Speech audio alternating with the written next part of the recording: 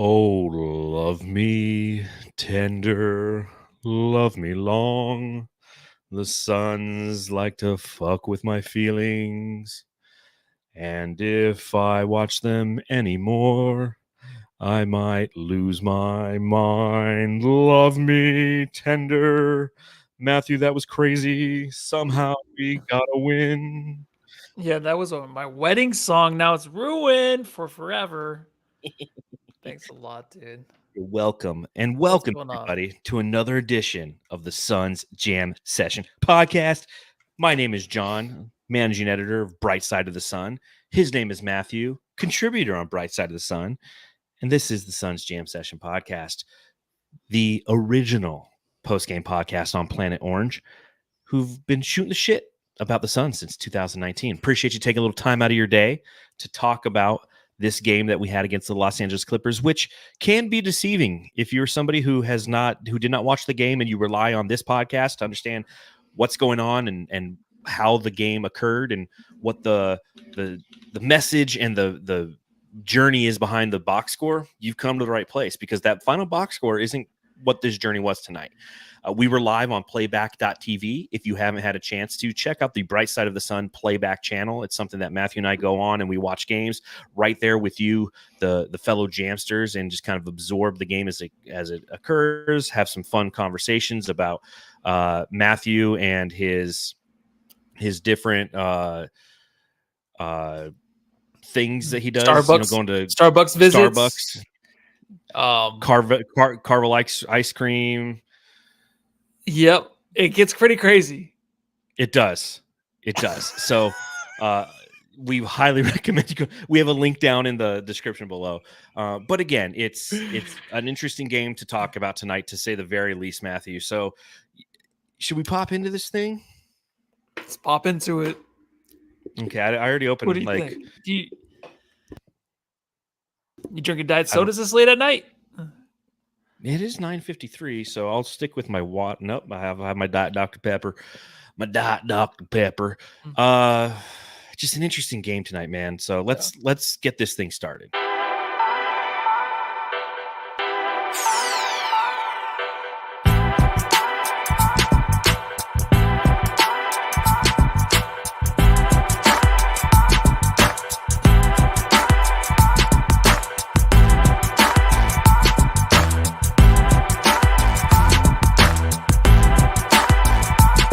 The Phoenix Suns beat the Los Angeles Clippers, although it wasn't pretty in any capacity. The Clippers literally have locked up the 4th seed, so therefore they sat everybody tonight. There's no Kawhi Leonard. There's no Paul George. There's no James Harden. There's no Russell Westbrook. There's no Ivica Zubac. The Suns win 124-108, but they were tied in the 4th quarter against the 2nd and 3rd team members of the Clippers, which of course is going to bring me my first question. Oi, Matty. Mate, I've got to ask. So, Matthew, I got to ask, taking a look at this game again, final score 124-108 in favor of the Phoenix Suns. Here we are. This is game, 79 of the season. Are the Suns still trying to figure this thing out? I think we're still trying to figure this thing out, trying to figure having them figure it out. I don't know what's going on, dude. I don't know. I mean, Booker says his team is full of it's the bench coming out to play. They're going to play hard. So it looks like a team's still trying to figure it out, but then I'm like, maybe they're just tricking us. I keep thinking that, man. How can you not think that? Give me some hope. It's interesting as you watch this game. And again, if you guys are, this is game 80, not 79. I think the way that they played tonight, they appeared to be a team that was still figuring it out. Their discombobulation on offense, throwing the ball away and just ridiculous, Bradley Beal or Devin Booker drives down the lane and then they just kick it to the corner 3 guy, except the guy who's not standing at the corner 3. So it just goes out of bounds. And James Harden, who's in street clothes, is like catching the ball, seeing the way that in transition, they'll get a rebound and they'll throw the ball up to somebody, but there's no one there. and they literally the Clippers, Bones Highland's like, oh well, thank you, and he goes and just like tags a three. Yeah, It looked really pathetic. It was a bad, especially the first half. You take a look at the first half performance by Phoenix, and they go 9 of 32 from beyond the arc. Okay, so what does that tell you? 9 for 32. Well, one, it's 28%. Two, they shot 32 times from beyond the arc in the first half. What that means is the Phoenix Suns are playing lazy. They're not attacking. They're just jacking up threes. And yeah, we want them to jack up threes in the rhythm of an offense, not simply just to do it. The Clippers, on the other hand, were 5 of 14 from beyond the arc in the first half, and so that's 36%. But the Suns overall outscored 20-11 in the first half. They shot 38% from the field, whereas the Clippers shot 55% from the field. As I mentioned, the 28% to 36% from beyond the arc did out rebound them 26-23. But you look at their just overall play, and the Suns only turned the ball over 5 times in that first half, but they allowed 15 points off turnovers because they weren't getting back, because this young, hungry team with Boston and Highland are out there just outpacing the Suns. And points in the paint, it was 32-12 in the first half. 32-12. They have no Zubac. We have Yousef Nurkic is back. So that they look like a team that is just trying to figure out in game 80. What are we watching? Yeah. I mean, this was one of the worst wins ever this season. Definitely very, very That's a hard great way to watch. put it. Great. One of the worst wins of the season. It was, or I mean, if this is a team that's figured it out, I mean, the turnovers were limited by them. There were some errant passes. There was some bad frustration out there, some bad body language. But they did play a good fourth quarter with the 32 points to 15. So maybe they just thought, coast like the last game, and then we can win it in the end, which they did pull away in the end. So that's a good way to look at it. You can say, okay, they did pull away in the end when it mattered, but it was just 42 minutes of just complete bullshit. It was total shit. There's nothing else you can really say about it, but that's just all it was. This doesn't seem like our team anymore. I don't feel any kind of connection to this team. And you know what? If they are kind of coasting, that's fine. But when you have the head coach coming out after last game, the way he was exploding, I've never seen him that frustrated, man. He wasn't exploding, but he was very, very frustrated. There was a vein popping for sure. Yeah, he almost did explode, maybe. I know he did in the locker room. I think Booker said it was kind of brief, but he let the team know how frustrated he is by actually making some adjustments to the lineup. We will see that. We'll talk about that in a little bit. But to have that, and then also just like the comments after the game, and you just know that there's still something going on with this team. If it wasn't a big deal, if the rest of these games, like the 3 or 4 games, didn't matter as much, they wouldn't have a head coach that was fucking frustrated, that he is on the hot seat, that people on Twitter are leaking like this might be it for Frank Vogel. Like, this does matter. So if it's a team that has given up on Frank Vogel, then yeah, they're going to give up on these games. They're not going to care because they know they can't win it this year with that coach, which is just absolutely sad to even think of. So I don't even want to think of that. Yeah, I mean, that's definitely a conversation that we could potentially be having in 2 weeks if our season is over. And I hate the phrase, like, they're playing with their food tonight. Yeah. It's kind of happening. Like, they were playing with, and they shouldn't be. That's the frustrating thing. Obviously, we talked ad nauseum about the game last night on our post-game podcast. But at that point, especially with me driving home, I wasn't cognizant of any of the post-game quotes that occurred. And some of the quotes that came out, as you mentioned, one, Frank Vogel, unbelievably frustrated. But two, it was Devin Booker and saying, that he's just chilling. Like, they're asking him, well, how frustrated are you? Following this loss at home on Fan Appreciation Night, the last home game of the regular season, and what's your level of frustration? He goes, chilling. There's a game tomorrow.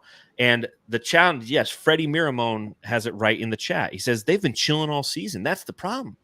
That's why, again, you watch this game tonight, and it is probably one of the worst wins of the season. Their only win, by the way, against the Los Angeles Clippers, because we're playing second and third team guys on their side of the ball. And like you said, for 42 minutes, it was a game.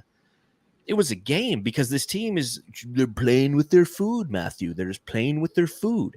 And you can't expect, and I've talked about this numerous times, that this team is just going to magically like flip this on switch and everything's going to make sense. And once we hit the playoffs, the magic will be there.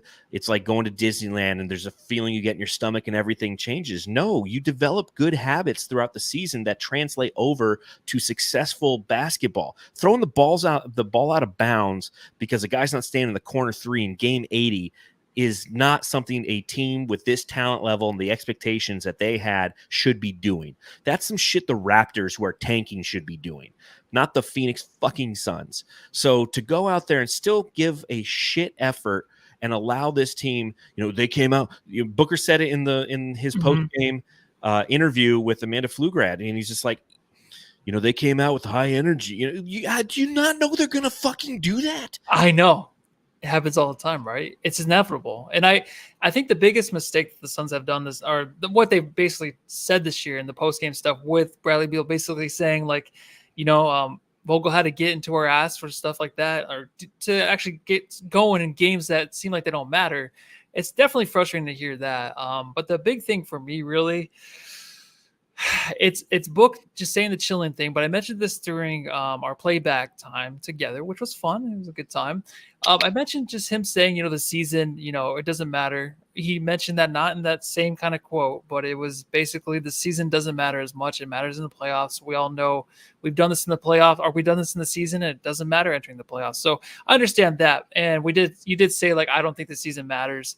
I don't remember what I really say, but the one thing that reminds me of is DeAndre Ayton, and I'm not ragging on the dude. I'm just saying. So the biggest thing for me with DA, he always got up for the biggest games, supposedly in the playoffs.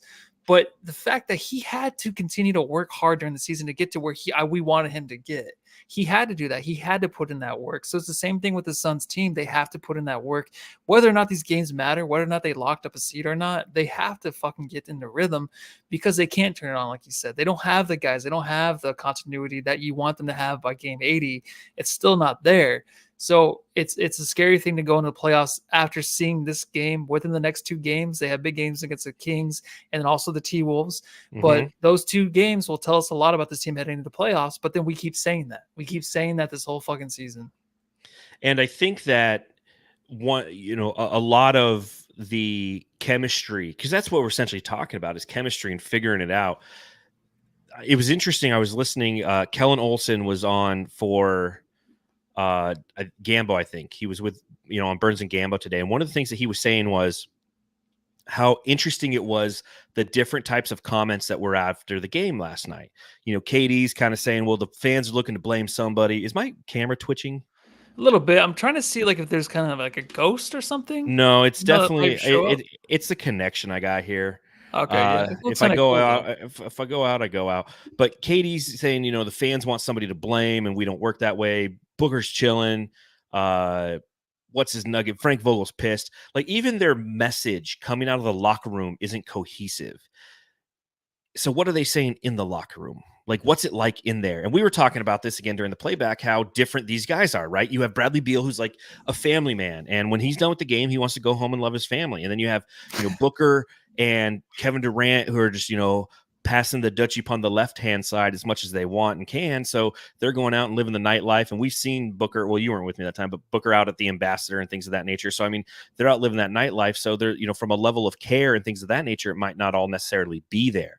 So there's a disconnect that's probably deeply seated within the confines of this locker room, and it plays itself out on the court, where you have Devin Booker and Kevin Durant, who are both laid back vibe kind of dudes. They're not vocal leaders, and they don't, they try to lead by example, but they're not, so you have these different levels in a locker room that can create a lack of cohesion and chemistry, right? You watch Denver play, you watch Minnesota play, you watch OKC play.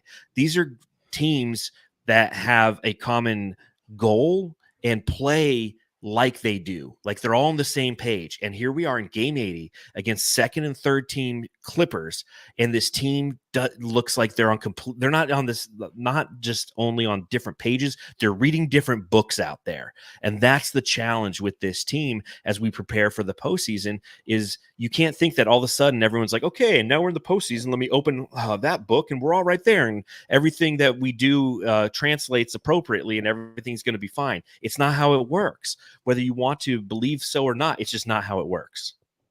Yeah, and I don't want to say like this just because I did hear it on the Ringer and their NBA show and also the Bill Simmons podcast, but I have never given up on the Clippers team. They showed us in a stretch where they were just so dominant when they first got James Harden. Didn't look too good, but then they had like the fucking like 20 game stretch. What did they go, like 17-3 or something like that? That's Yeah, it enough was to show sick. me, like, if I were a Clippers fan, I'd be like, you know what, we can get back to that. These guys are known for wrestling. These guys are known to like just turn it on. They can do that as long as they stay healthy. That was always their issue. So if they can stay healthy, they can do that. You also have the Mavericks too that are playing fantastic ball, that are having a great fucking time over there. Yeah, So it's just hard. they're to playing be like over here. teams. Yeah, it's like Squidward up in his fucking rafter or whatever he's up, and they're watching SpongeBob and Patrick running around having fun outside. Like that's the Yes. Suns fans are now watching all the other NBA teams, including even the Pelicans, that seem like they have their shit going in the right direction. And you think back to the Lately. 64 win Suns and that team and how they played with that joy and happiness and accountability, and everybody was locked in. And that's because the leader in the locker room was Chris Paul, also a family man, and who just had that ability to connect with the entire team. Whereas like Kevin Durant could be the leader, but isn't. Not KD stands. Tell me he's the leader of this team all you want. I don't believe you. I don't see it. And Devin Booker isn't either. He should be, but he isn't either. IT said it, that he is the most vocal guy on and off the court, but he's also the guy who's saying we're chilling. It's no big deal. Like, it is a big deal. It is a deal, I would say. It's not a big deal because, again, it's not a must-win game. Must-win games are elimination games. But at the same time, this team is fighting for an opportunity to not be in a play-in, to not put themselves in a position where one bad night defensively determines their season. Because guess what? This team can easily have a bad night where defensively it fucks them, and we know it's coming. It's written on the wall. It's written on the wall behind us. We know it's coming. So that's the issue, that they're not seeing that big picture, I feel. Yeah, especially against the Warriors. Like, and I don't even want to talk about the Lakers because they're so hot and cold. I don't even know. But the Warriors are, they're going to get it together just in time for the play-in. So you don't want to face that. We shall see. Which way you want to go? Let's start with Devin Booker. Okay. Big Dick Booker. So just as misleading as the final score is the Devin Booker stat line, he was 13 of 24, including 5 of 12 from beyond the arc, 41.7%, 6 of 6 from the free throw line, ended with 4 total assists, ended with only 1 rebound, but ended with those 37 points on 24 shots. So again, on the surface, a stellar game from Devin Booker as it pertains to points. In that fourth quarter alone, in the second half, he had 21 of those points. In the fourth quarter, he had 12 points on 4 of 5 shooting and was the primary catalyst that excelled the Suns into a victory. But even as we were watching the game and they hit us with the graphic that he was 11 of 22 from the field for 32 points, we all were just like, no shit. I know. I had no idea he had 37 points still right now. I had no idea. It's just because the way I feel like I'm watching him right now is like he's kind of on the outside looking in on this team. Like, it just doesn't seem like he's part of it. Obviously, all these guys kind of seem that way. But for me, this is kind of frustrating because you did see him kind of show up in a leader kind of way a couple games ago for a little bit of a stretch there. So he's kind of fallen behind a little bit, but the shot was there. We've all wanted to come back, but there's just something there that's not really booked yet. So, and I know this is what I always say, though. I always say, so I don't care about the box score, but there's just a look and a feeling that I have with the dude right now. So we'll see in the last 2 games if he can get back to that guy. I really like the book ones he was wearing tonight. If you did not see them, they are essentially the Cortez Nikes, which are the same shoes that Forrest Gump wears. Those old Cortez, so all white with the red Nike stripe and the little blue kind of on the bottom. Really, really nice looking shoes. And then you had PJ Tucker wearing kind of the opposite of them. They were red with a white stripe. So some good book one shoe game out there tonight. But you can kind of feel, and Saul just said it in the chat, says, well, Book doesn't seem happy with this team. And I can feel that, and you can see it, and he shouldn't be either.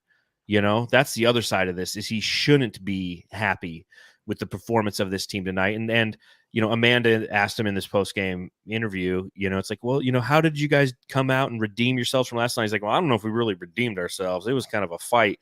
But he's responsible for that fight. And I know it's the 37 points, but I feel like from a leadership standpoint, it felt weird. It felt awkward out there tonight. Something was off. But defensively, he was not good. Not good defensively. I don't have any of the advanced metrics in front of me, but I know that he was, it was the guards of the Clippers who were scoring at will. Bones Highland, and coming off the bench, Brandon Boston Jr. I mean, those guys combined for 60 points tonight? Like, those two guys? And Booker was a defender on those guys. So you can't, you can do whatever you want, but I can't look at this game from Devin Booker and be like, wow, what an amazing performance by Devin Booker. I just don't see it that way. No, everything, it's weird because if they were to lose this game, obviously we'd be even more upset. And I even asked you to play back. I'm like, do you want them to win? You're like, yeah. I'm like, oh yeah, I guess I do too. I feel so weird. I really just feel a disconnect on the court. And it's so weird because you kind of saw this team grooving a little bit there with a 3-game win streak. Best ball they played all year, and it's just falling apart. So I don't understand which way we're going to go with this team. And like I mentioned to you on playback, like there's like that screenshot 4-second like little gif of Bradley Beal bringing the ball up, and he just looks so fucking annoyed to start the play. And then last game, there's a picture of Booker with his head down. Like, these things might not seem like much to anybody else, but to me, it does. I think it shows a lot. It could tell a lot of behind the scenes and all those things. Whether or not they want us to believe it, whether or not they keep telling us, hey, we're just blaming players. I guess we are. I don't know. What else are we supposed to do? Well, the players play. We have to speculate, man. We want you guys to be your best. Like, I don't know what else you want us to do. Well, and what were we just talking about? We're talking about some of the other teams in the NBA and the chemistry that they play with and the joy that they play with. Well, guess how you understand that that's occurring? By watching the style of basketball in which they play, as well as the body language that occurs when they're on the sideline. One of the fun things about doing playback is we can bounce between games, and we were bouncing between this game and the Minnesota and the Denver Nuggets game, and you could see the joy that was occurring on the bench when things were happening throughout that highly intense game that Denver ultimately ended up winning and took the number 1 seed at this point of the season with. And the Suns are kind of the exact opposite. You're right. There's a disconnectedness, and it starts with Booker, but Beal feels it. Kevin Durant, every time an opposing player makes a 3, he just kind of puts his head down and just kind of like jogs back as he missed an assignment. It's across the board. There's just something that's feeling off. And I know that all season we've had this inconsistent Suns team, and it's really starting to, I think under the stress of the end of the season and the pending playoffs, you're starting to potentially see the actual cracks come to the surface of this team. And the crumbling is we know we're on the verge of it, right? We know that it's just about to happen. And we can all feel it. Go to any Suns fan and ask them what their level of confidence is in this team. What's your level of confidence? And it's not going to be high. It's just going to be like, well, I hope. You hear that? I hope. I mean, but yeah, it's I don't know if you're going to keep going, but it feels weird. Like it makes me just feel strange. Like it makes me feel like I did a drug, and I haven't done drugs in a while. And I just feel like I'm on a different planet right now with this team. And it's not Orange Planet. It's not Mr. Orange's planet. It's I don't know. I'm on Pluto. Is that a planet? Not anymore. They denied that one. I don't believe in planets anyway. They sent that one to prison. I know. They sent that one to prison for looking at other planets. Biscuits and the Bear, $14 in the super chat. The game should have been a blowout versus second, third string players. At least we won the fourth quarter. Then donated a couple extra bucks because he realized it was a 16-point win for the Suns, not a 14-point win. Yeah, I mean, it came down to the fourth quarter tonight for Phoenix. Yeah, and thank you, Biscuits the Bear, as per usual. You're awesome. This entire season, you've been nothing but money, literally. But the Suns scored 32 points in the fourth and only gave up 15 points in the fourth, and that's ultimately what determined the game, that 17-point swing, because they won by 16. That tells you they were only up by 1 entering the final quarter, which made this, like we said, kind of a hard watch, a very hard watch. So you mentioned a little bit earlier, there were some changes that Frank Vogel chose to deploy. One of them was inserting this guy into the starting lineup. Yeah, bling, bling, bling. Rolls, Royce, Rolls, Royce, Rolls, Royce. Yeah, nigga, Rolls, Royce. So Royce ONeal gets the start instead of Grayson Allen. It is the 73rd game played for Grayson Allen this season. It is the first one coming off of the bench. Obviously, this occurred because Grayson Allen, as of late, has just been having a rough go of it. We don't know if he's in his own head. If we don't know if it's something mechanical. We don't know if he's hurt.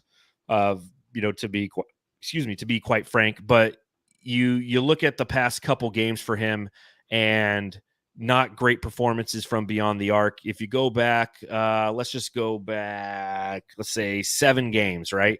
He's shooting 26.5% from 3 in the last 7 games. So the choice is to go with Royce ONeal tonight. He ends up playing a total of 33 minutes. He's 6 of 12 from the field and 3 of 9 from beyond the arc. He has 15 points, 7 total rebounds, 5 assists, 3 steals, 1 turnover, 1 block shot, in typical Royce ONeal fashion, stuffing the stat sheet in every capacity of the word. Thoughts on the adjustment by Frank Vogel to go with Royce ONeal over Grayson Allen, Matthew? Honestly, to me, it was kind of surprising because in the way that Grayson Allen is currently shooting the ball, which, like you just said, is a really bad clip, I think that I would just let him shoot himself out of it. That's the way I was thinking. I'm like, he'll get out of it. He'll be fine. But then honestly, like, it's a defensive thing, probably getting basically just taken out of the game so early. Last game, you kind of saw just how Grayson Allen's been struggling defensively within the last 4 or 5 games against highly competitive teams. And it happened again tonight, even against Bones Highland and the other guard. So Boston Jr., just taking it to him. So I think Royce is there for rebounding, for defense at the perimeter, helping out with Nurk rebounding. So I'd like to continue to see that. I think it's very strange how it's happened so late in the season. But this team needed a drastic change. This team needed you gotta do what you gotta do right now. If you're Frank Vogel, you gotta pull out all the fucking shit to really get this thing turned around. Yeah, this is here we are, game 80. I know.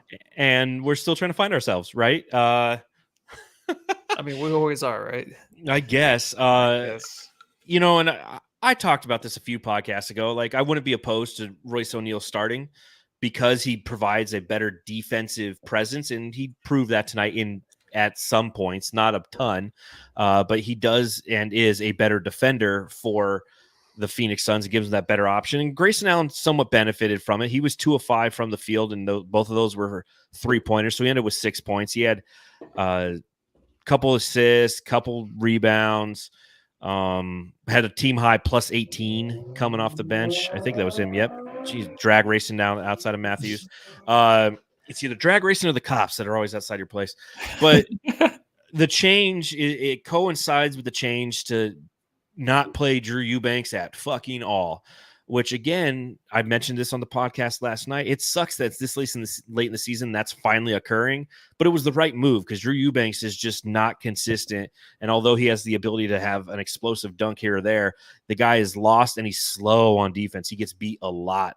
So at least we saw some Thaddeus Young out there tonight. So Royce ONeal, Thaddeus Young are the adjustments that Frank Vogel chose to go with. Thad only played 13-16 in this game, but those are 13 minutes and 16 seconds that we didn't have to see Drew Eubanks, Matthew.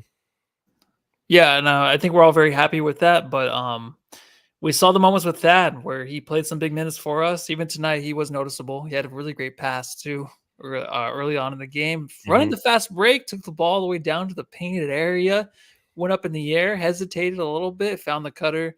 Beautiful play. But you know he's going to be a good rebounder. You know he's going to be a big body down there. And play some decent minutes, but anything over Eubanks, and I guess he's taking up Bol minutes too. I don't know.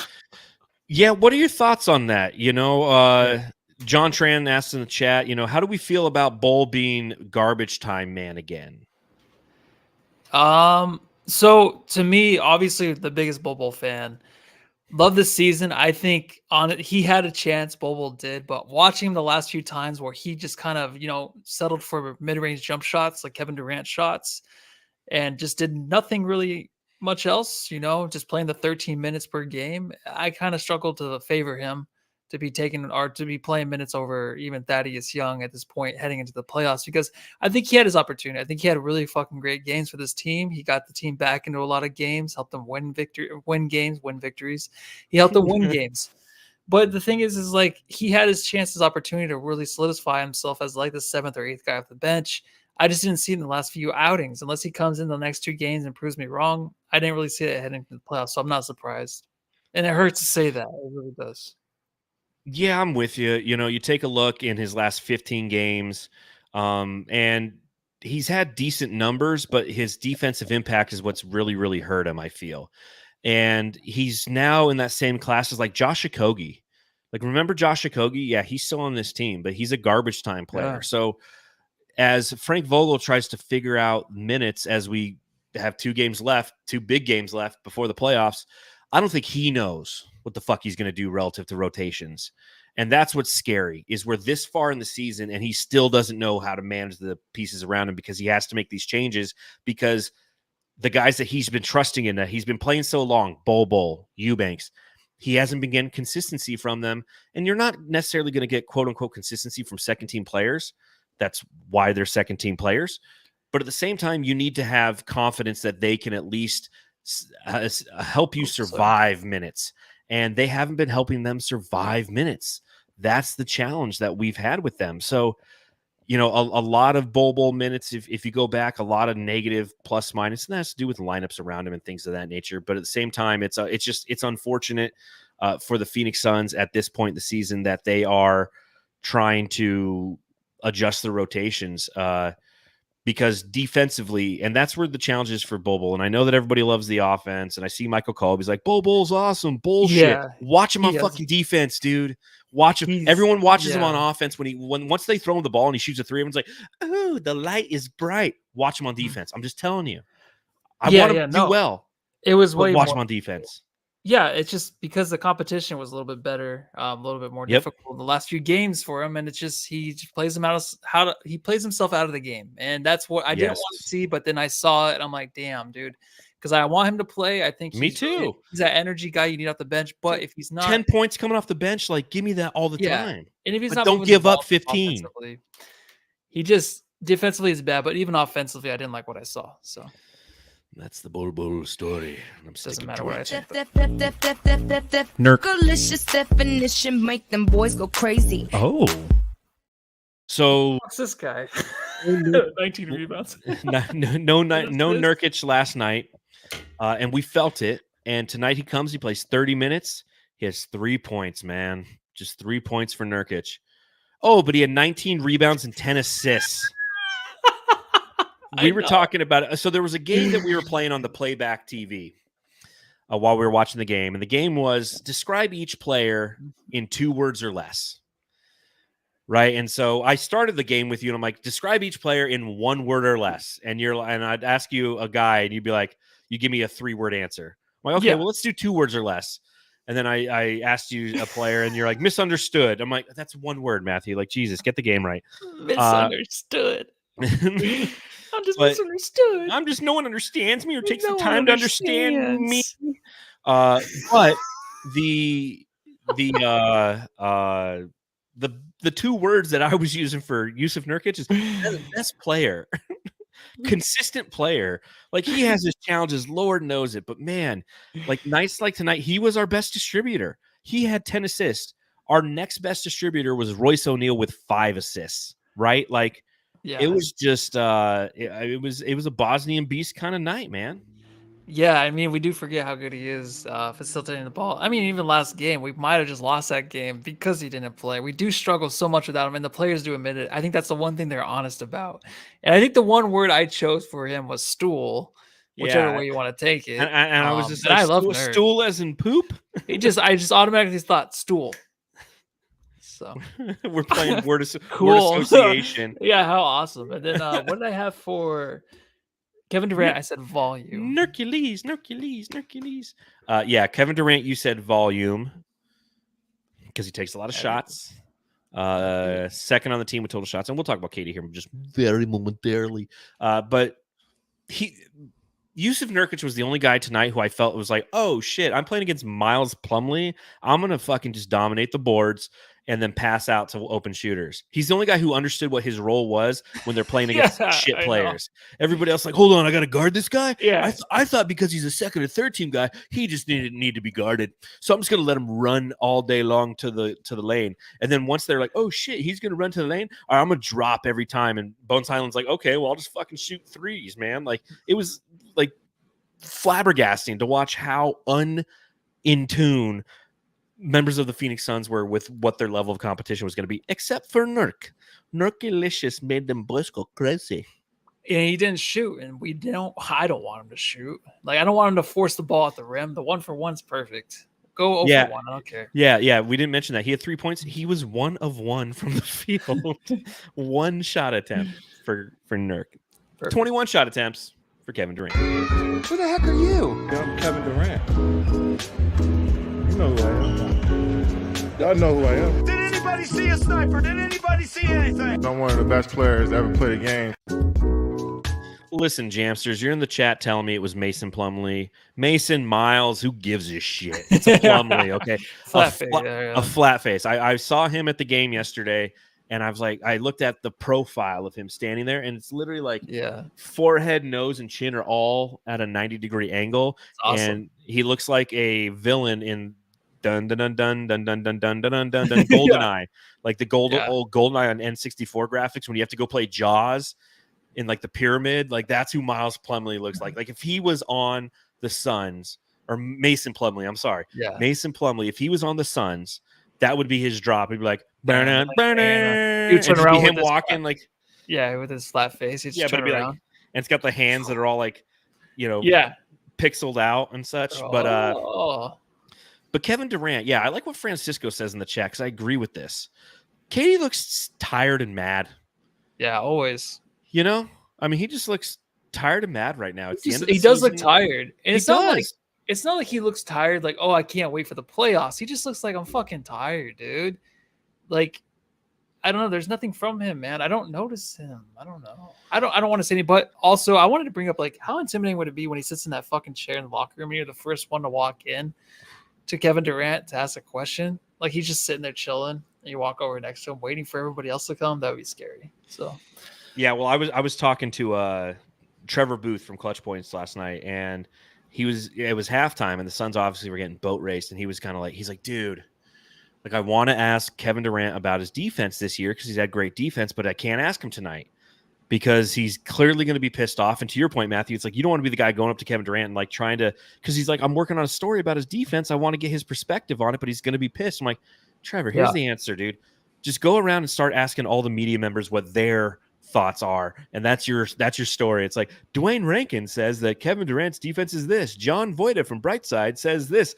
Dana Scott from the Arizona Republic says. I'm like, he started laughing. I'm like, that's the angle you got to do, man, because you're not going to get what you want from KD because he does look old, he does look tired, he does look grumpy. You know, he kind of looks like Grumpy Durant now.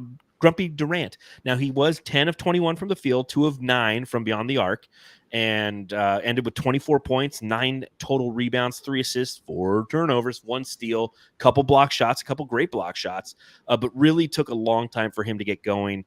Overall was 0 of 6 from the 3-point line in the first half, 3 of 12 overall in that first half. It wasn't until the second half where he started to cook a little bit and was 7 of 9 from the field. And this is like reminiscent of last night, right? Like the run stopper that is Kevin Durant is having a hard time getting going. And it's like, kind of like you said, like old man stuff, right? He's old, he's grumpy, get off my lawn in the first half. Then he kind of loosens up a little bit, and then he comes out and he plays with the intensity and the fire that this team needs to be successful.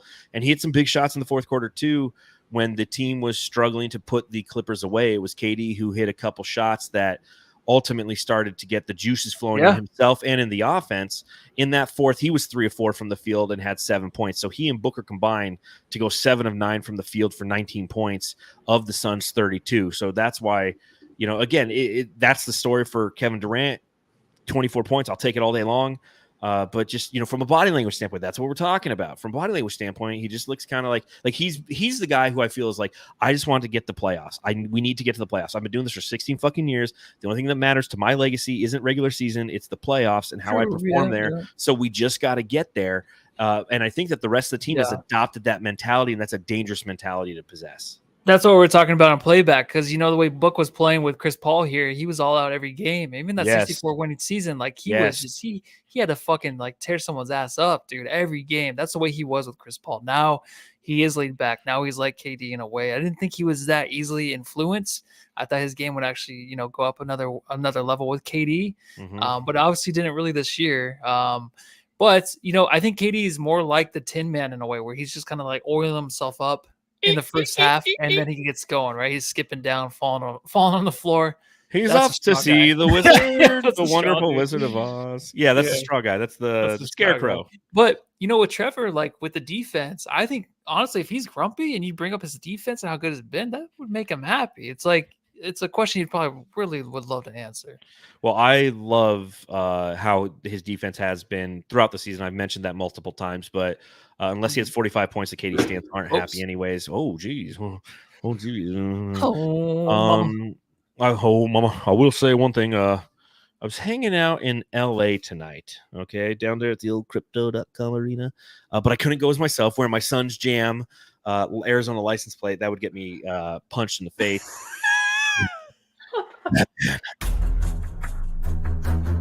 The Suns Jam Session subreddit stakeout.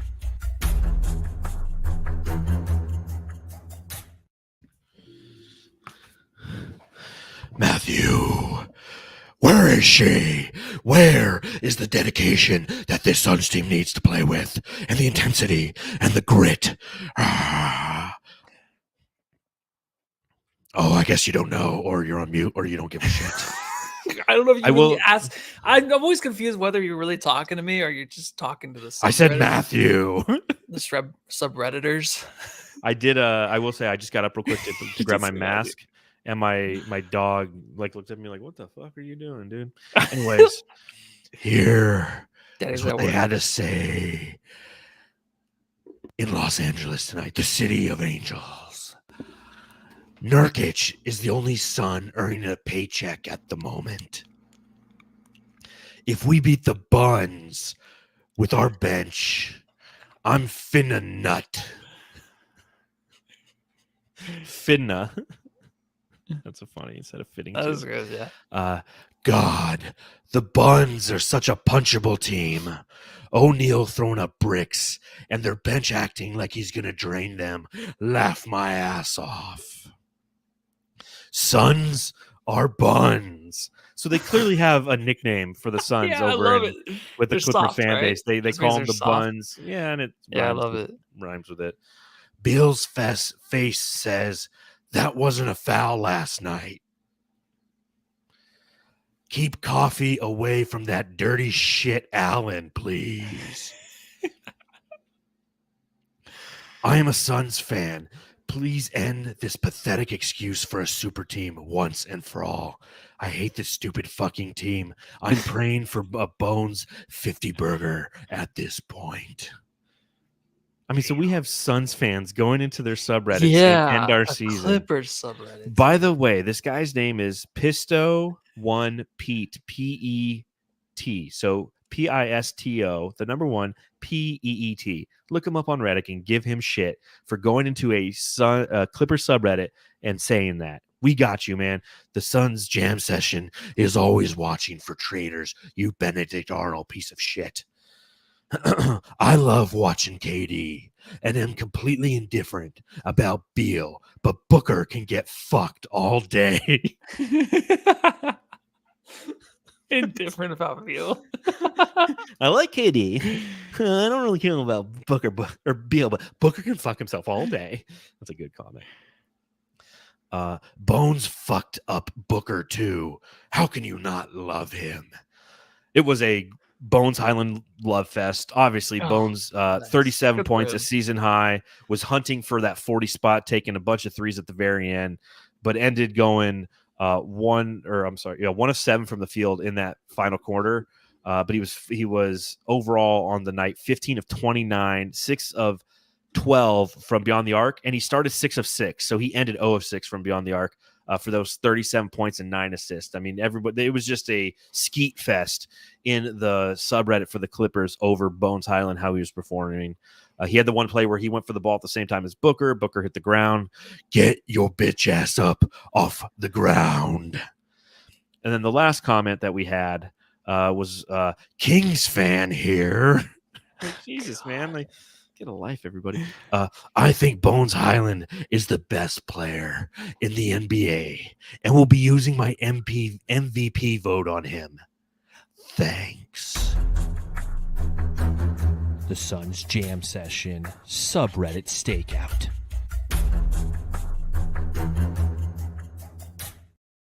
And that, ladies and gentlemen, is the subreddit stakeout brought to you by your Jeep and Eagle dealer. Hello and welcome to Movie Phone, brought to you by New Times and Power 92 FM. If you know the name of the movie you'd like to see, press 1 now. To browse through current movie titles, press 2 now. If you know the Theater Express code, press pound and the Theater Express code. Beep, beep. That's the way it used to sound back when you used to have to call in on the phone to find out what movies were playing. And I barely remember that, but yeah. Hello and welcome to Movie Phone. Anything else you got in your notes, Matthew? I'm sure I don't have any notes. Random stuff. Oh yeah, No I notes. have random stuff. Let's see here. GoldenEye, we got to that. Nope, I got to all my notes except for a conversation we'll have about the playoffs here momentarily. So let's hand out some Jamstar. Jam Star of the Game.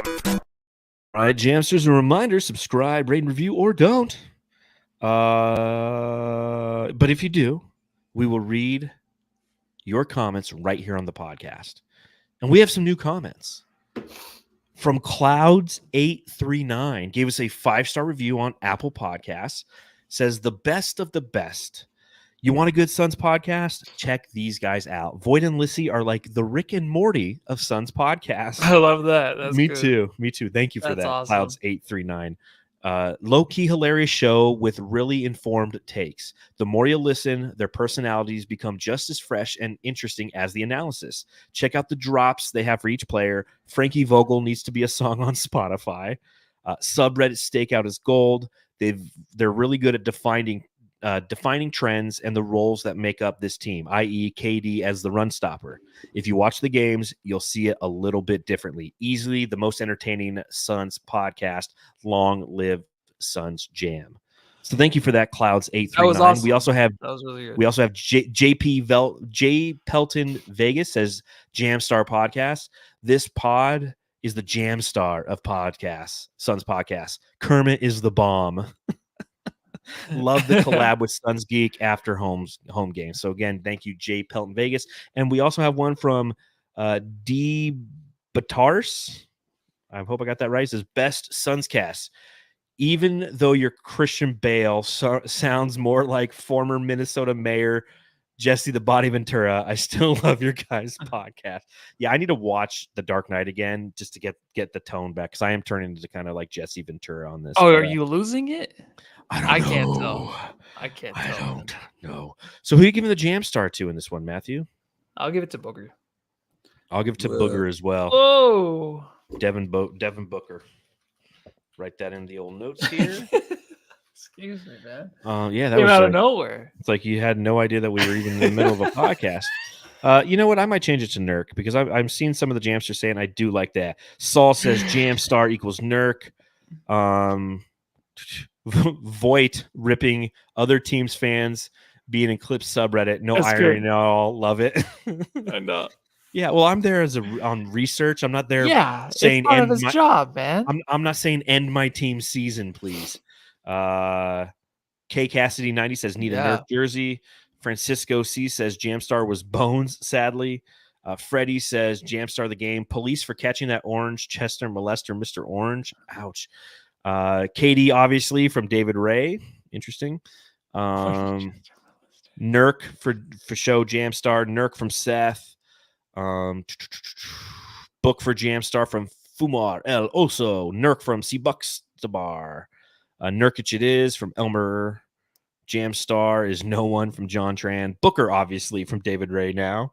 He says, obviously. Kawhi Jam Star because he didn't play. Yeah, I'm going to go ahead and give it to Nurk because 19 fucking rebounds and 10 assists. He gets my Jam Star. So up next for the Suns on Friday night, they will be playing the Sacramento Kings. Again, if you want to join us on playback.tv, the Bright Side of the Sun channel, please do so. We have a link in the description below, whether you're watching on YouTube or if you're listening on our podcast feed. Please join there, head over there, join, become a member, watch us with us. I think it's a 7:30 game. And the thing I want to talk about to end the podcast for the last about 10 minutes is talking about who do we want the Suns to play in the playoffs. So with our win tonight, we are still behind the New Orleans Pelicans, and we are currently in the 7th seed. Now, simultaneously, you have the Nuggets, who are now the 1st seed by way of beating the Minnesota Timberwolves. The Timberwolves are ahead of the Oklahoma City Thunder by way of tiebreaker right now. And what's interesting for them is they have the same record. They're in the same division. So the tiebreakers, the way it works is it starts with head-to-head. And Minnesota and Oklahoma City tied head-to-head 2 apiece this year. Okay, so then it becomes the division record. The division record, they're both 12-4. So it's tied there. So the third tiebreaker is the conference record. Minnesota's 37-14, whereas the Oklahoma City Thunder are 35-16. So Minnesota's currently in that 2 spot, right? The Clippers and Dallas don't matter to us anymore because they will most likely be the 4 and 5 seeds and will play each other in some way. Either the Clippers will be the 4 seed and Dallas will be the 5 seed, or vice versa. The 6th seed is the Pelicans right now. They currently would play the Oklahoma City Thunder. We are the 7th seed, and we'll have, if the season were to end today, we would host a play-in game. We are a game and a half up on the Sacramento Kings. So if we lose out, the Kings win out, they will jump us for that. So we're pretty much locked into that 7th seed. We are a half game behind New Orleans, however. New Orleans plays the Kings tomorrow. I believe that's who they play. So maybe it's not. But New Orleans plays tomorrow. So tomorrow night's game for the New Orleans Pelicans they do. So they play the Kings. So if they beat the Kings, we are the 7th seed, pretty much guaranteed, unless they lose their last 2 games and we win our next 2 games, because then we would jump them. But if we tie them, if we both go 1-1 and we tie them, I don't know, something's going to happen. So who do you want to play? Well, I'll continue to stay with the Thunder. I think it's very difficult, all these opponents. It comes down really for me is obviously the experience, but like we talked about in playback, the Wolves don't really have it. I mean, Gobert's been in the playoffs almost every year in his career. But I mean, if you're going into it with the T-Wolves, the franchise that won the play-in last year, or it was last year, right? 2 years ago. 2 years ago, and celebrated like they won a championship. Even Karl Anthony Towns, when he is exited from the playoffs early on, he doesn't really seem like a guy that wants to stick around too much, too long into the playoffs. He might be coming back too, so that's a little scary. But I'm gonna say the Thunder just because Anthony Edwards. That's a guy that I wouldn't want to face over SGA. I think SGA is awesome. I think SGA is an MVP candidate. I just have the feeling that Edwards is going to turn on even more in the playoffs, and he's going to be almost unbeatable in certain games, and I don't think we can contain that guy. So I'm going to stick with the Thunder there. So do you think we can contain SGA? I don't think so. No, absolutely not. Who's better, SGA or Ant? I think SGA is, but I'm just saying. Why do you want to play him? Because in these playoffs, just someone goes off. There's always that guy that just is a fucking killer. And you know what? Going into the season, obviously we didn't think the Wolves would be this good. But 2 years ago, I was like, Anthony Edwards. I'm like, I don't want to face that guy in the playoffs. I don't want to face that guy out west. Now I think it's his turn to turn it on. It's his time to turn it on. And that's nothing against SGA. I think he's fantastic. I just think that the level of power that guy has to really turn a game around, I think he's just going to kill the Suns if we have to play him. But honestly, I don't see the Suns winning any matchups. So fair. So Jamsters, if you're watching along live, let us know in the chat who you prefer. The preferable opponent for the Suns in the first round is. Matthew says Oklahoma City. If I was to rank them, I would say third on my list is Oklahoma City. I don't want to play Oklahoma City. because and you're right, and that's what a lot of people are saying right now. It's like, well, this is their first run into the playoffs, and with their lack of experience comes opportunity for the Suns. Oklahoma City swept the Suns this year. Oklahoma City swept the Nuggets this year. And like I said, they're tied with the Minnesota Timberwolves 2-2. This is a good team. It's a good team that is young and can run the Suns off the court. That's how they swept the Suns this year. They ran us off the court. Even with backups and scrubs, they ran us off the court. I don't want them. The second team I would like to play is the Nuggets. The Suns beat them 2 out of 3 games, but no one can contain Jokic, but Nurkic can body him up. And for a series that could be somewhat effective. Do I think we would win that series? I don't. Denver's a better team, but I think we would stand a better chance playing them than Oklahoma City, right? The Wolves are the team that's, in my opinion, an obvious choice for numerous reasons. One, the Suns are 2-0 against the Wolves with a game to play. That game to play is this Sunday, which is a game in which Karl-Anthony Towns could potentially return. He could return Friday. He could return Sunday. But the rumor mill is he is returning before the postseason begins, right? So Karl-Anthony Towns is going to be reinserted into this team, and they're going to have to figure out how to reinsert him in the first round of the playoffs. Sounds like a perfect time to play this team, right? It's the same thing that goes back a couple years ago when we were playing the Los Angeles Lakers, when Anthony Davis was injured a ton, and they had to reinsert him right before they played the Suns. Suns won that series in 6 games. Obviously, he got re-hurt and re-aggravated an injury, and that was part of that. But given the fact that the Suns have played well against one of the best defenses in the league, but have played well against Anthony Edwards and Rudy Gobert and the Minnesota Timberwolves, coupled with the fact that they're going to be reinserting Karl-Anthony Towns, who is kind of somewhat a head case as a player, does have an ego, could create some ripple effect. That's why Minnesota is who I would prefer to play in the first round. And it's not even a question for me. Not even a question. I think it's the best chance of us winning. Now, granted, the Suns are going to have to TCOB, right? They're going to end up with that 7 seed when the season's the statistics say that's the best odds of occurring for Phoenix, right? They still have to win a home game to survive the play-in to get an opportunity to play the 2 seed. And if Minnesota remains the 2 seed, which they currently are, if the season ended today, that's who they'd be playing. I say you go for that. And that brings another important question. If that's the case, if that's how the Suns see it, and they have an opportunity to play against the Minnesota Timberwolves on Sunday, and if they lose that game and Minnesota wins the game and they're guaranteed the 2 spot, do you think that the Suns would just sit their guys and we'd have IT and Thad Young out there running high pick and rolls? Or do you think that the Suns are going to use every chance they can to try to test out rotations?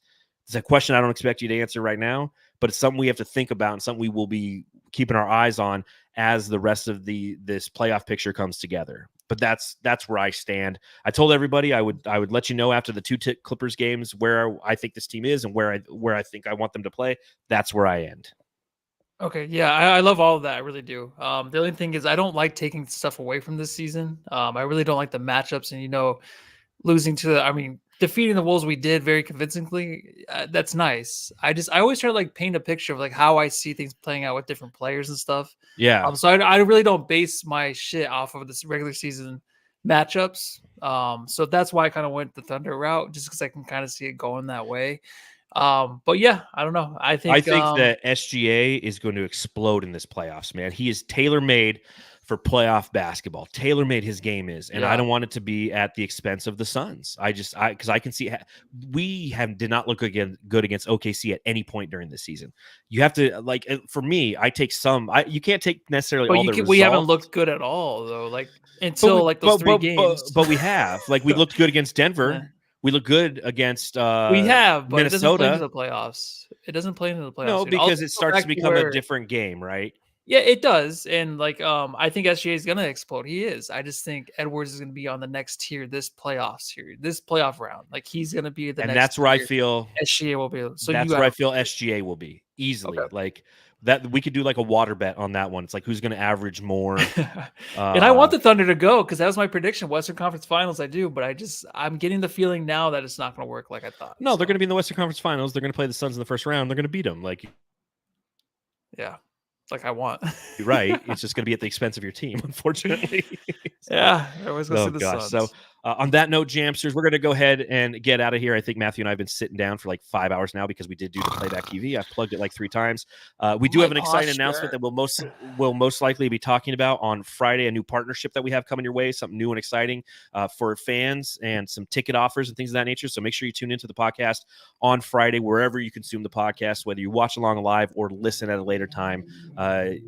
Just hang out with us. You know, the best way to support the pod, as I always say, is hang out with us.